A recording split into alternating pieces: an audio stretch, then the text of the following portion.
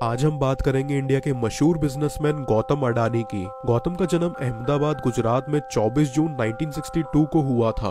उनके पिता का नाम शांतिलाल अडानी और माता का नाम शांताबेन था। उन्होंने अपनी स्कूल की पढ़ाई सेठ सीएन विद्यालय अहमदाबाद से पूरी करी। मिस्टर अडानी बचपन से ही बड़े सपने देखते थे। उन्होंने गुजरात यूनिवर्सिटी में बीकॉम की पढ़ाई शुरू तो की थी, लेकिन वो पूरी नहीं कर पाए।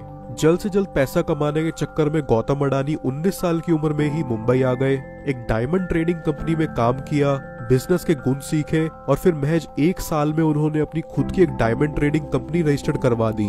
20 साल की उम्र में उन्होंने 10 लाख रुपए कमा लिए। तब उनके बड़े भाई को पता चला कि वो बिजनेस में तेज है, तो उन्होंने गौतम को अहमदाबाद बुलाया और अपनी प्लास्टिक फैक्ट्री का कामकाज सौंप दिया। इसी काम को करते हुए गौतम ने कमोडिटी ट्रेडिंग के दाव पेच सीखे। इंपोर्ट एक्सपोर्ट लाइसेंस की ट्रेडिंग में भी वो धीरे धीरे बड़े खिलाड़ी बनते चले गए।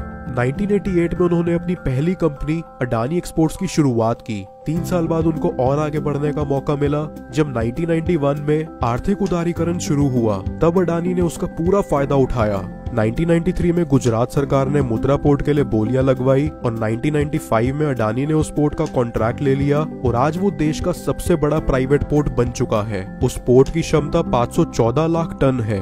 लेकिन गौतम को भी और बहुत आगे जाना था। अब उनकी नजर पड़ी पावर सेक्टर पर। 1996 में उन्होंने अपना खुद का थर्मल पावर प्लांट लगाया और आज अडानी पावर देश में कोल से बिजली बनाने वाली सबसे बड़ी कंपनी है। इसकी कैपेसिटी 4620 मेगावाट है। ये कंपनियां स्टार्टअप प्लांट से भी आगे है। पावर प्लांट के लिए अडानी को कोयला चाहिए था और उनके पास अपना प्राइवेट पोर्ट भी था, तो उन्होंने देश में और देश के बाहर कई कोल माइंस खरीद लिए। इसी के साथ उन्होंने अडानी माइनिंग की शुरुआत की और अब बस अडानी ग्रुप का एक बिजनेस मॉडल खड़ा हो गया। अब तक गौतम अडानी जो करके दिखा चुके थे, उसमें आगे के लिए भी एक बहुत बड़ा सपना दिख रहा था।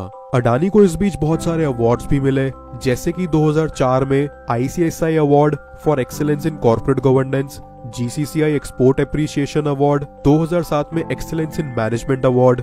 इतने कम समय में अडानी ग्रुप के पास 11,000 से भी ज्यादा एम्प्लॉइज हो चुके थे। उनके पास 11 बिलियन का रेवेन्यू आता था और 27 बिलियन के एसेट वैल्यू थे। अडानी ने 1996 में अडानी फाउंडेशन की स्थापना की, जिसकी चेयरपर्सन है डॉक्टर प्रीति अडानी, जो कि गौतम अडानी की वाइफ है। अडानी फाउंडेशन को सोशल कामों के लिए बनाया गया था और प्रीति अडानी अपना ज्यादा से ज्यादा समय अडानी फाउंडेशन के सामाजिक कार्यों के लिए लगाने लगी। अडानी फाउंडेशन के 300 प्रोफेशनल्स बिना थके बिना रुके 13 स्टेट्स के 1470 विलेजेस और टाउन्स में अलग अलग काम कर रहे हैं। इस फाउंडेशन ने ना जाने कितने लोगों की जिंदगी बदल दी है।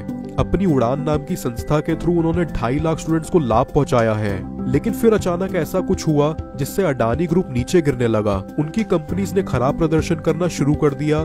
2012 में अडानी ग्रुप पर करीब 70,000 करोड़ का कर्ज हो गया था। कंपनी को ये उम्मीद थी कि जल्द ही ग्रोथ तेज होगी और वो ये कर्ज उतार पाएगी। एक्सपर्ट्स का ये मानना था कि ये इसलिए हो रहा है क्योंकि पूरी अडानी ग्रुप की चाबी एक ही इंसान यानी गौतम अडानी के हाथ में है।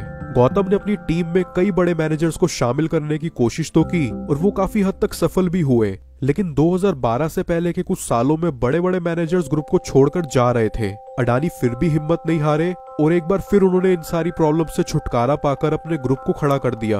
अडानी पर कई सारे आरोप भी लगाए गए कि उनकी सरकार में बैठे लोगों से दोस्ती होने के कारण उनको बहुत सारी सहायता मिलती रही, लेकिन अडानी ने इन सारे आरोपों का डट के सामना किया और समय आने पर उसका जवाब भी दिया।